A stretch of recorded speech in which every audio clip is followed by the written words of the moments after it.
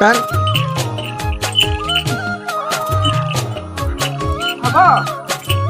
হ'ব দে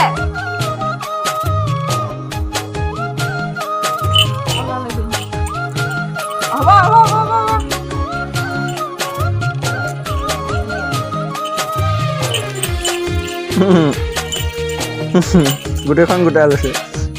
হ'ব দে এই নফলালৈকে নেৰিব এতিয়া দেখিছানে পিটন দেচোন হাতখন দি এনেকৈ মাৰিব নিচিনা লৈ ঘৰখন ফালিলে